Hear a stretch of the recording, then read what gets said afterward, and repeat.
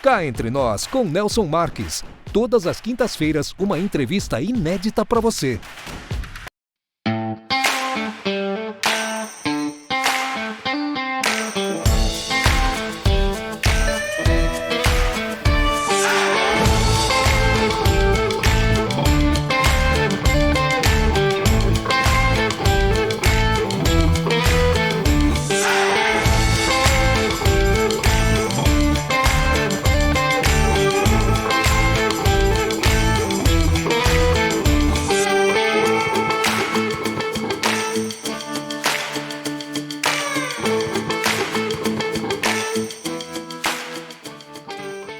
Olá, pessoal, estamos iniciando mais um Cá Entre Nós. E a partir de agora, Cá Entre Nós, legal. Isto porque a partir desse momento nós vamos iniciar um projeto. Eu falo nós vamos iniciar porque estará comigo aqui nessa empreitada o meu querido amigo, Dr. Ivan Castrezzi. Olá, Nelson, tudo bem? Como vai? Obrigado pelo convite, obrigado pela lembrança ao criar esse projeto tão legal, que é o Cá Entre Nós Legal, e sem dúvida é uma honra para mim. Eu tenho certeza que vai ser um sucesso aí de tanto conteúdo jurídico que nós vamos estar promovendo aí com convidados ilustres. Eu não tenho dúvidas disso, porque eu vou estar respaldado com a sua figura, com esses seus conhecimentos, que não vai deixar eu falar muita bobagem aqui no programa. Imagina, né, imagina, Nelson, eu vou fazer de tudo para te apoiar aí nas melhores perguntas e no melhor conteúdo.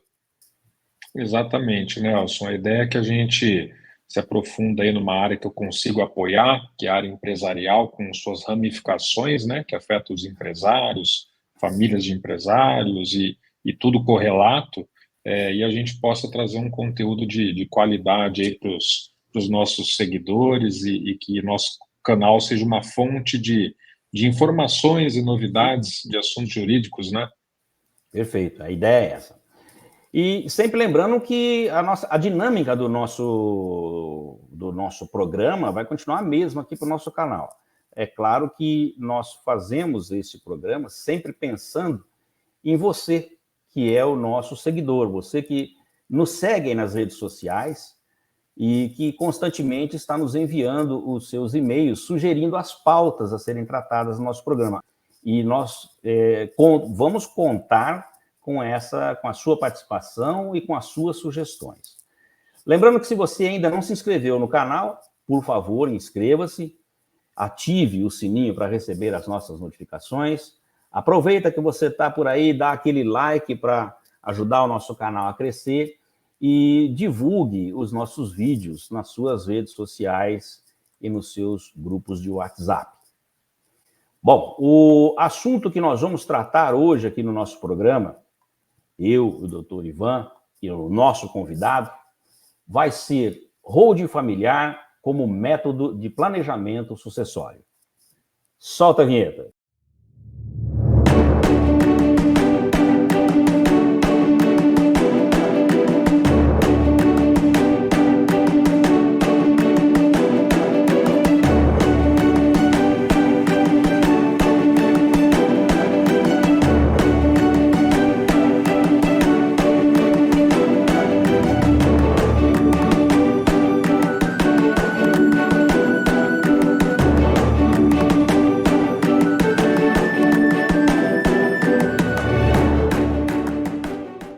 Nosso entrevistado é graduado em Direito em 2002, conta com MBA em Direito Empresarial pela Fundação Getúlio Vargas, especialista em Direito Tributário e Societário, atua na gestão jurídica junto a diversas empresas e no planejamento patrimonial, atuando em Campinas, São Paulo e Goiânia.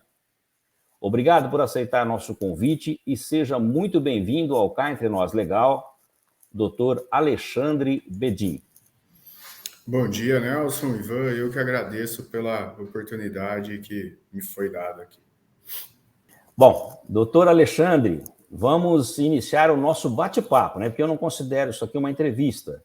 Nem eu, nem o doutor Ivan consideramos uma entrevista. É um bate-papo onde nós vamos poder trazer os conhecimentos que são inerentes a cada assunto para esclarecer aí a população que é carente. Nós vamos falar num linguajar menos advoguês possível, né, doutor? Para que as pessoas possam nos acompanhar. Aliás, afinal de contas, o nosso programa é feito para os nossos seguidores e pelos nossos seguidores. Semanalmente, eles nos acompanham aí nas nossas redes sociais e também sugerem as pautas que nós estamos indo atrás dos profissionais como o senhor para serem esclarecidas aqui no nosso programa. Bom, doutor Alexandre, o que é holding familiar, como funciona e como ela pode ajudar sua família? Vou tentar ser, como você mesmo falou, tentar ser o mínimo juridiquês possível. A holding familiar é uma empresa que é constituída para centralizar os imóveis principalmente os bens imóveis, né? Não tem nenhum óbice legal que tenha bens móveis, que tenha dinheiro aplicado, mas geralmente a gente usa mais para o agrupamento dos bens imóveis das pessoas, né? Por quê? Porque ela tem certas vantagens, tanto na parte da economia tributária, ou seja, você paga menos impostos do que na pessoa física. E ela pode facilitar a sucessão, evitando que seja feito inventário no falecimento dos pais. Então, a gente sugere que seja feita a holding quando a família adquire um certo patrimônio e tem essa intenção de facilitar a vida dos filhos na sua falta. Tá? Perfeito. Legal. Mas, por exemplo, você fala no caso de falta, né, no caso de morte, mas seria sempre no caso de falta mesmo, de morte, Alexandre, ou nem sempre? Geralmente, pelo menos aqui no caso do escritório, a gente sugere que seja feito o aporte dos imóveis e a doação das cotas para os filhos. Porque é só nesse momento que você evita o inventário. Se você não fizer a doação para os herdeiros, eles vão ter que fazer o inventário da empresa, vai ter que fazer a sucessão da empresa. E aí não teria essa vantagem de evitar a sucessão. Tá? Mas não significa que com essa doação os pais perderiam a administração e o usufruto dos bens, tá? Porque pode-se fazer essa doação reservando o usufruto das cotas para os pais. Então, manteria a administração dos bens e a renda que eles trazem aos pais. Entendi. E o doutor Alexandre, fala um pouco para a gente da diferença entre uma holding pura e uma holding mista, e quando usar uma ou usar outra. Tá. Ou qualquer outro tipo de holding que você queira nos apresentar aqui. Tá. Aqui no Brasil, as holdings são utilizadas praticamente em duas situações. A holding pura, que seria a holding onde ela é constituída somente para para participar do quadro societário de outras empresas. Ou seja, ela vem para compor empresas que sim, grandes exemplos, empresas muito grandes que têm a holding que controla as empresas subsidiárias. E a holding mista, então na holding pura, desculpa, só finalizando, ela não vai ter atividade comercial nenhuma. Ela só vai participar do quadro societário de outras empresas, né? Já na holding mista, ela pode participar tanto do quadro societário de outras empresas, quanto ter alguma atividade, tá? E no caso da holding patrimonial,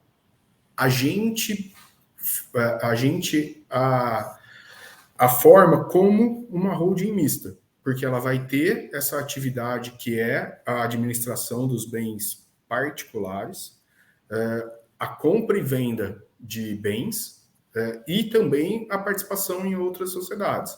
Essa vai ser a forma que a gente constitui as holdings, porque a gente entende que é o mais adequado para o planejamento patrimonial e sucessório. Ou seja, se eu quero só organizar meu patrimônio para para a minha própria família, não envolve negócios, outras participações, acaba sendo a pura. É basicamente isso. Ou não?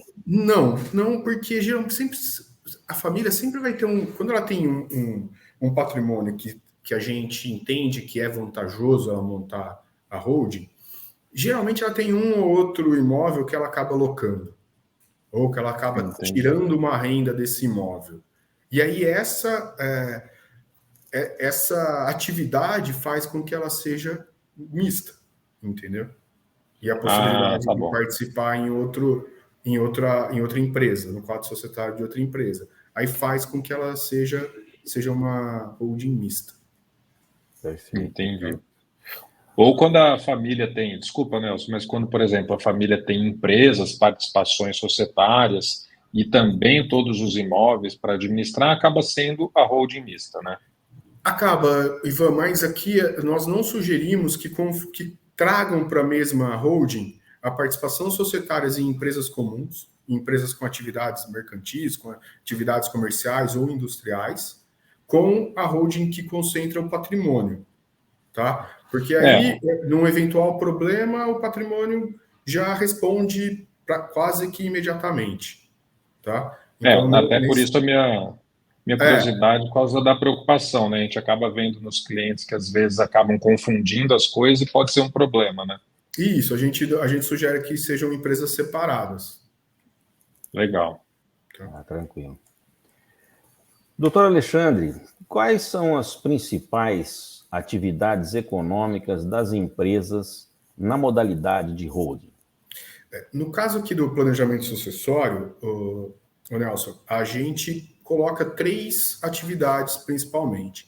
A administração de bens próprios, que seria para ter alocação, a compra e venda dos bens próprios e a participação em outras empresas.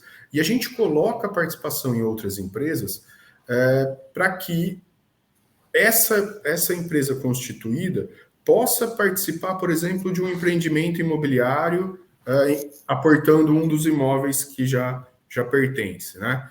Ou para a constituição de uma SPE, ou para uma incorporadora mesmo, vai depender aí de cada caso. Então, no planejamento sucessório patrimonial, a gente sugere essas 3 atividades.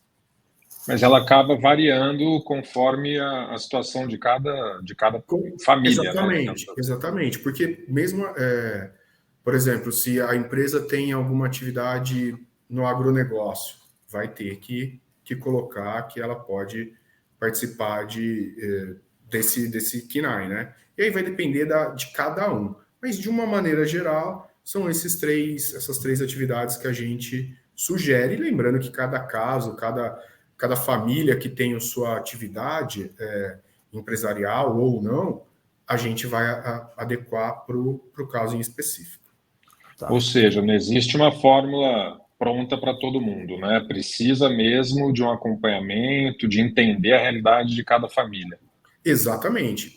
Nunca nada é uma receita de bolo que sai pronta, né? O que a gente precisa é entender a necessidade, a entender a fase que está, que os patrimônios estão. Por exemplo, imóvel financiado, não dá para... A gente não considera colocar de imediato, porque o financiamento na pessoa física é muito diferente do financiamento na pessoa jurídica.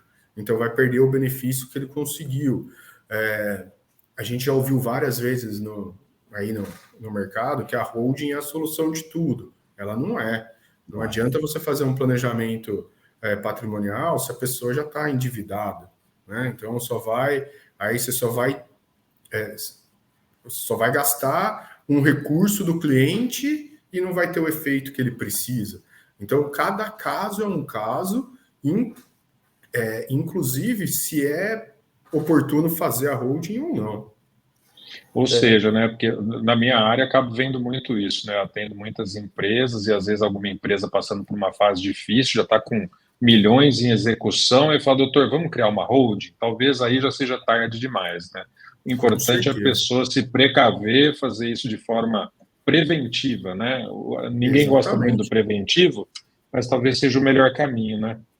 Daí a importância da assessoria jurídica, né? Assim, não só na hora do acontecimento, mas sim... Exatamente. Nós já tivemos casos que foram constituídas holdings com essa premissa de que estaria protegido e a fraude à execução foi concretizada pelo juiz.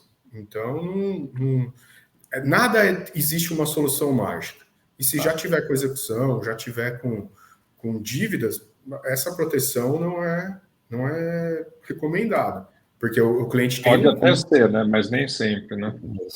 A gente precisa analisar caso a caso, porque o cliente tem um custo relativamente considerável, para depois isso aí ser anulado, né? Então, a gente precisa analisar caso a caso. E aí, de modo geral, Alexandre, como que você... A gente já falou de algumas vantagens, mas quais são as vantagens, de modo resumido, aí para os nossos ouvintes aí de uma holding familiar? Olha, eu entendo que primeiro, a questão da sucessão. Ela sai muito mais barata do que você deixar a sucessão normal, por inventário. E aí, ela é mais rápida também. Os herdeiros têm o acesso ao patrimônio do falecido no momento do falecimento, né, pela holding, porque aí baixa o usufruto através da certidão de óbito, de uma forma de um registro perante a junta comercial, bem mais rápido do que você fazer o inventário, né? Tem a vantagem tributária, onde você, principalmente na locação, onde você tem uma economia de praticamente 1/3 do que você pagaria na pessoa física para a pessoa jurídica. E eu entendo também que, dependendo o volume do patrimônio, a forma que esse patrimônio é gerido hoje, com a ajuda ou não dos filhos, você pode até fazer o número de holdings igual ao número de herdeiros e já faz essa divisão em vida, né? Obviamente, o pai mantém as mesmas restrições de usufruto, administração, mas ele já conseguiria dividir. Então, por exemplo, nós fizemos uma vez que os pais tinham negócios no agronegócio, com fazenda, e também com empreendimentos imobiliários. Um filho cuidava de cada coisa e ele deixou já dividido em vida que na falta deles, o que tocava as fazendas ficariam com as fazendas e os que tocavam os empreendimentos imobiliários assim ficaria. Então você evita um problema de, no futuro, no falecimento dos pais, vão querer... porque aí seria 50-50, né? Se eles não entrassem num acordo. Então, tem essas vantagens, eu entendo que elas são a maior que a holding pode trazer. Inclusive, respeitando a legítima, você pode fazer uma divisão não igualitária, né? Aí com a anuência de todo mundo. Então, eu acho que assim, eu entendo assim que a holding ela é uma situação que veio para ficar. O que precisa é as pessoas entenderem a vantagem dela, né? Muitas vezes as pessoas barram numa questão que é difícil discutir. É difícil você tratar do falecimento da pessoa, né? Ela em vida. Você está matando. Está matando a pessoa, você está tratando da morte dela, né? Está gorando o cara, né? Como diz. Exatamente. Mas quando a pessoa entende, e tem muitas vezes que o dinheiro é imobilizado nos bens, e os herdeiros não teriam a liquidez de fazer o inventário, ou dependeriam da venda de um bem para fazer. E já na holding ele não precisa fazer tudo de uma vez, ele pode fazer nas doações aos poucos, de acordo com a capacidade financeira, ou com a disponibilidade. Então, tem essas vantagens, elas são... Eu entendo que elas se sobrepõem a deixar para o inventário. Na verdade, acho que a família, apesar de ninguém querer falar isso em vida, né? Eu acho que a pessoa e o ouvinte que está no ponto de ter uma holding é porque ela já é uma pessoa fora da média, né? E aí eu diria que talvez essa pessoa esteja preocupada aí no planejamento, né? Então, de fato, não é para todo mundo, mas para aquele que já conseguiu criar algo e sabe como deve planejar, acaba querendo um planejamento desse, né? Pode ser por aí. Exatamente. Tá certo. Doutor Alexandre, ainda se falando de holding, é claro que é o nosso tema aqui, o que é uma holding de investimentos? E como montar uma delas, em que momento? Tá, na verdade, Nelson, a holding de investimento ela nada mais é que a holding patrimonial, tá? Onde você coloca os seus bens nessa empresa e ela gera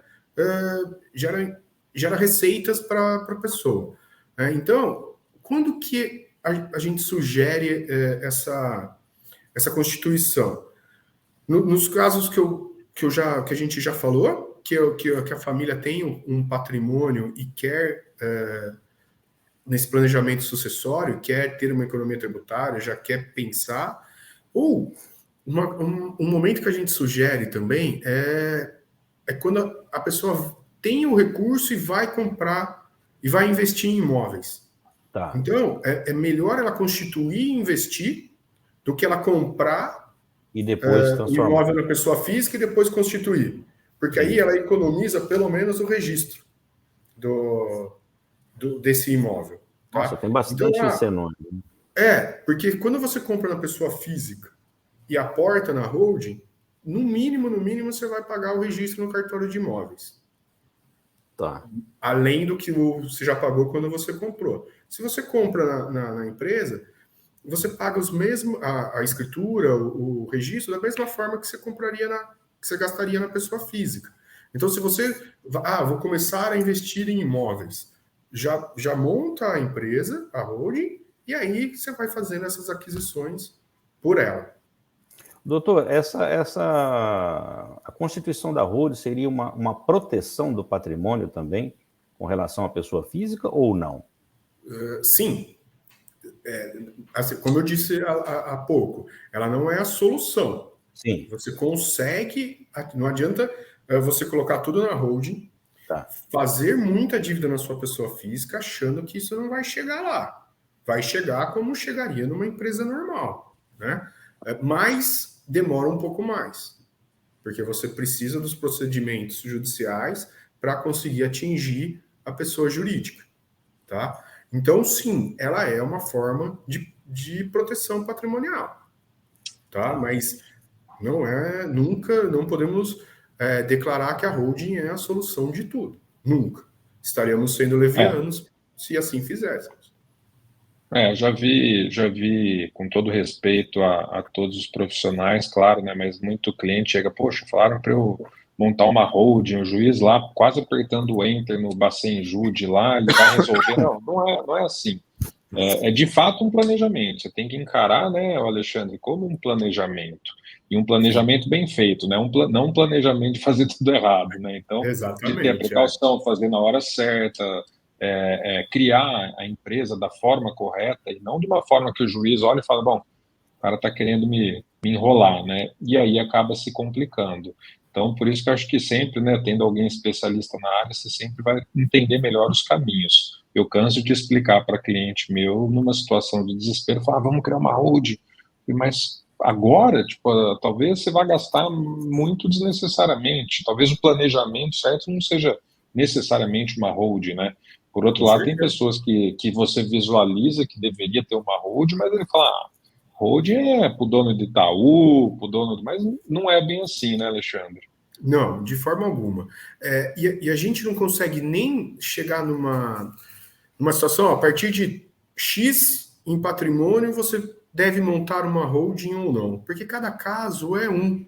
Então, às vezes a pessoa tem um patrimônio, não tem diversos imóveis com valores pequenos, que seria aconselhável, outras que têm um grande imóvel com um valor muito expressivo e precisaria se fazer muito estudo tributário para ver se vale a pena ou não. Então, cada caso tem que ser analisado individualmente para a gente ver se vale a pena ou não. Agora, a proteção patrimonial, ela sempre tem que vir de forma preventiva e não como forma de solução dos problemas existentes. Porque, como o Ivan disse, respeitando outras opiniões, o que a gente vê na jurisprudência é que, feita de forma tardia, é um custo que vai ser, que não vai valer a pena, porque ela vai ser anulada. Feito na hora que a casa caiu já, né? Não tem jeito, né? Exatamente. É mais difícil para erguer. Exatamente. Às vezes o pessoal chega no advogado esperando, na verdade, um milagre, né? É um milagre, geralmente é um milagre, né? Na verdade, geralmente eles não querem. Quando você oferece para a pessoa na hora certa, fala, não, gastar isso, para quê? Imagina, deixa lá, né? Aí a hora que dá o desespero, vê que foi uma péssima economia, né? E aí que às vezes é tarde, né? E aí, essa é a realidade, né?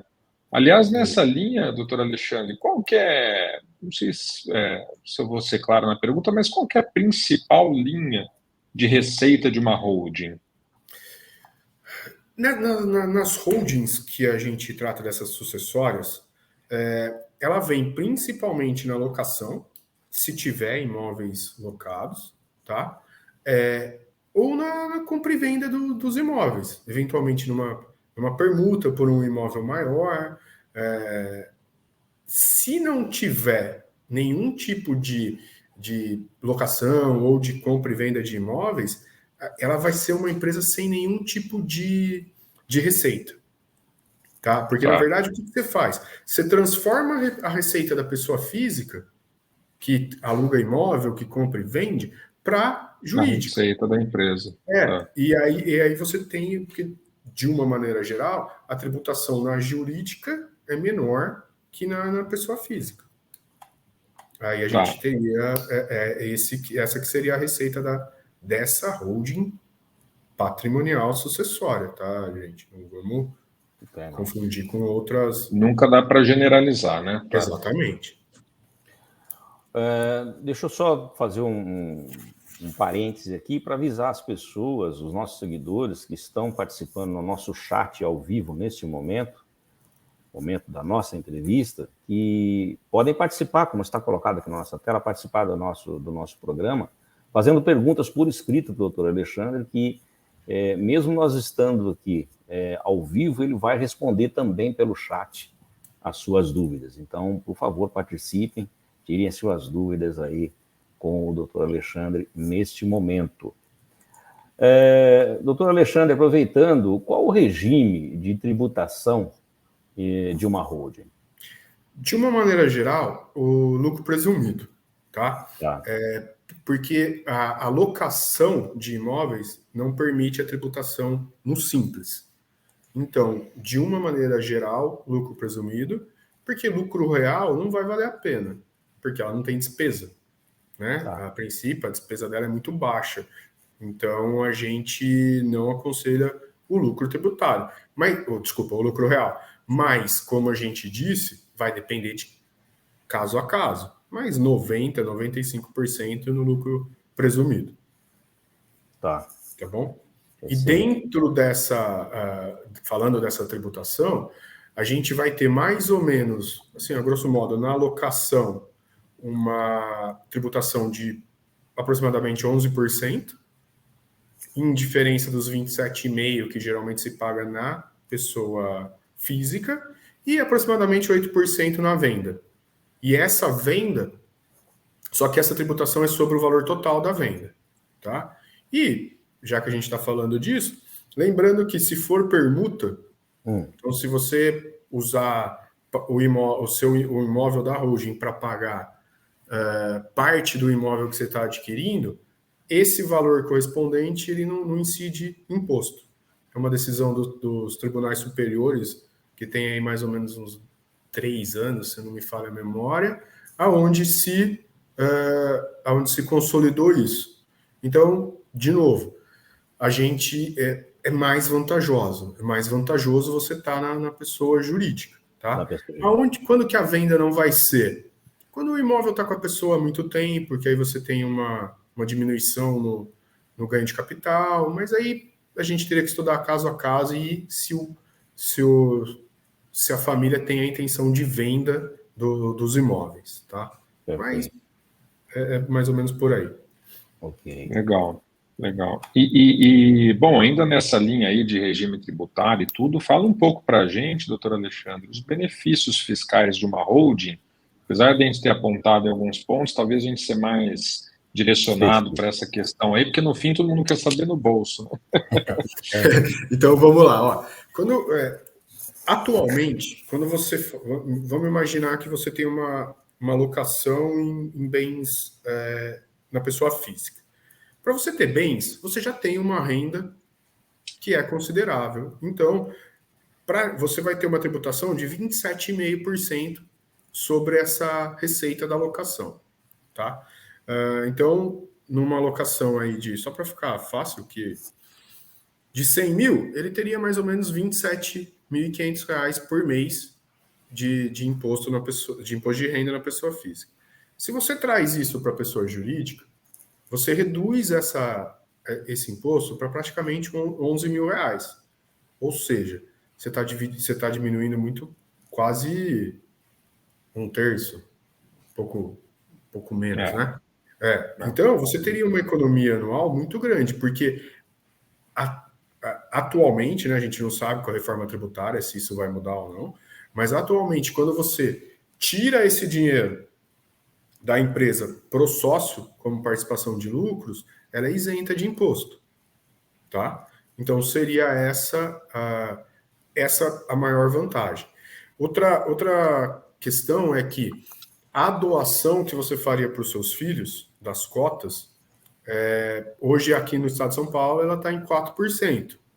Existe já um projeto de lei, onde isso pode chegar até 8%, será escalonado, mas será.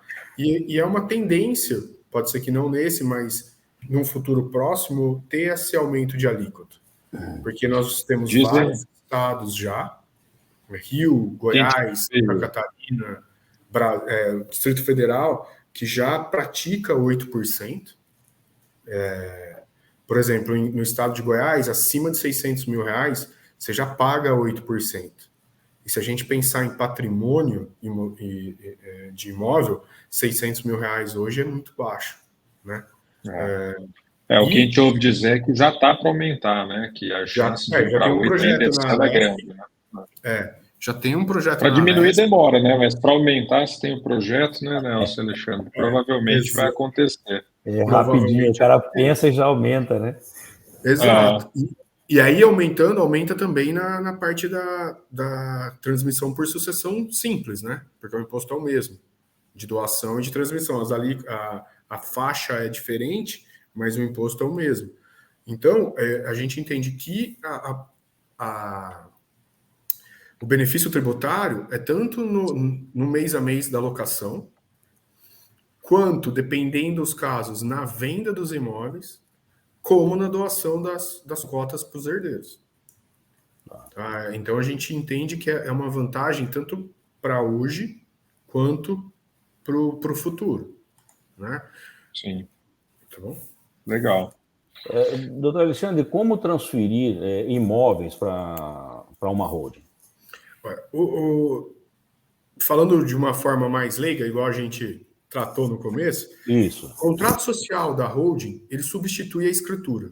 Tá. Então, o que você vai fazer? Você vai pegar os seus imóveis, aportar como capital social da empresa na holding. Aí você registra esse contrato social na junta comercial do seu estado e leva isso no cartório de registro de imóveis. E aí ele vai fazer a transferência do nome da pessoa física para a pessoa jurídica. Tá? Aí o que vai acontecer? Né? Aí, já falando um pouco mais sobre isso, se vai incidir TBI ou não. Né? Tá. Se o imóvel for para uso pessoal, a gente pede a isenção do ITBI. Se gerar alguma receita desse imóvel, aí o ITBI é devido.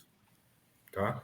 Mas se você fizer uma conta do pagamento do ITBI com a economia que você vai ter no imposto da alocação, de uma maneira geral, em torno de 2 a 3 anos, você já recupera o valor pago a título de ITBI. Ou seja, no médio prazo aí vale a pena, né? Vale a pena, vale a pena. Legal.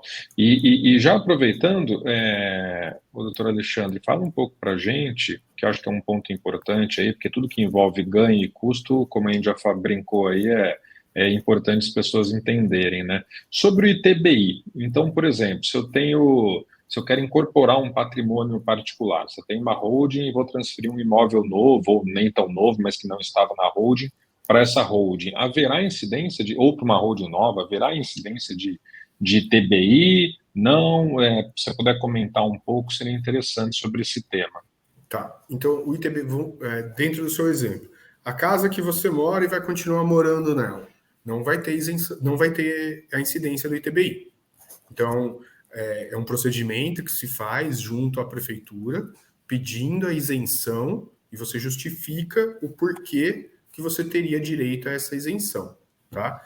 Lembrando sempre que isso do patrimônio que está na pessoa física está sendo aportado na pessoa jurídica, tá bom? Não os imóveis novos. Aí, os imóveis que já estão locados, aí existe a incidência do ITBI, porque não é de uso pessoal, você tem renda dele. Então, a legislação não permite que tenha a isenção do ITBI, tá? Aí, nessa situação, você não precisa da escritura, porque a escritura é substituída pelo contrato social, mas você teria a incidência do ITBI e das custas do cartório de registro de imóveis. Os bens que você utiliza para você, então, por exemplo, a casa que você mora, um terreno que nesse momento você não vai construir, não vai vender, não vai fazer nada, a casa de praia, e os imóveis que você utiliza pessoalmente, esses não terão. Tá. E nos que são alugados? Sim. Aí você vai ter a incidência aqui em Campinas de 2,7. Tá. Então é vantagem quando se tem imóveis para comércio, né, para negociação, para você ter um rendimento, é que seja por intermédio de uma holding. Sim, isso nós estamos falando na questão do aporte, né? Mas se você for comprar direto pela holding, vai ter incidência normal do ITBI. Sim. Tá. Como se fosse uma pessoa física, né? Como uma compra e venda normal, com incidência de todos os encargos. Doutor Alexandre, administrar uma empresa familiar exige muitos desafios. O senhor poderia listar alguns deles aqui para nós? Sim.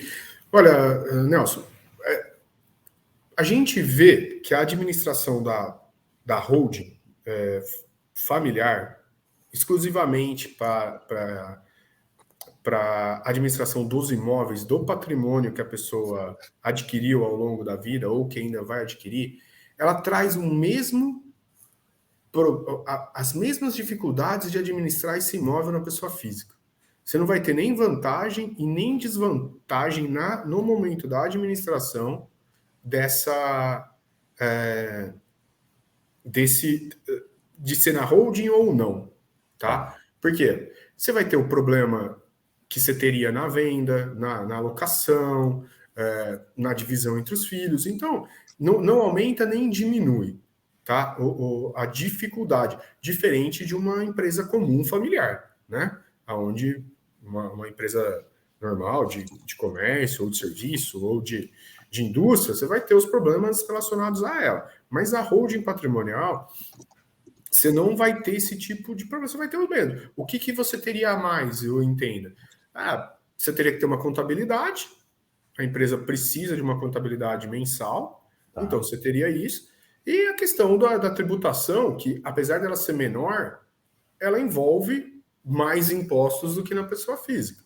Aí você tendo um bom escritório de contabilidade, ele vai te gerar as guias e o seu problema ali está resolvido, né? Legal. Nada tão simples, né, Nelson? Mas parece ser um caminho bom para muitos casos aí em particular. E, bom, acho que de tudo isso que a gente falou, né, de forma bem sucinta, às vezes eu gosto de ser objetivo, então acho que eu vou terminar com uma pergunta assim, né, doutor Alexandre? Cá entre nós, né, quais os verdadeiros benefícios de formalizar, de constituir uma holding familiar, de forma resumida?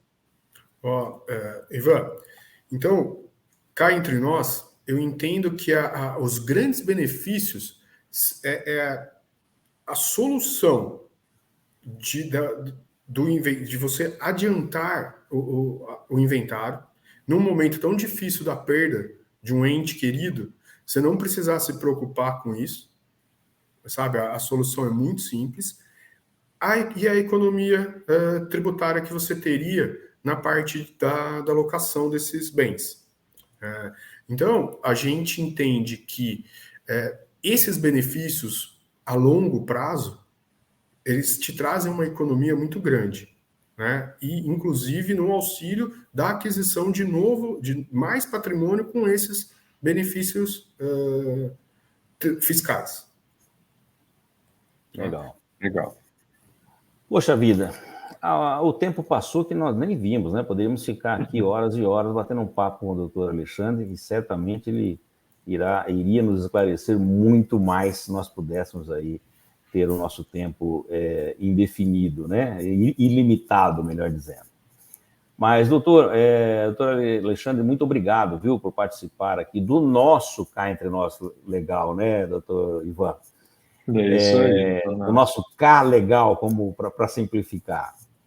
E hoje, realmente, tenho certeza que eu, pelo menos, posso falar por mim, e tenho certeza que os nossos seguidores tiveram uma aula sobre holding familiar.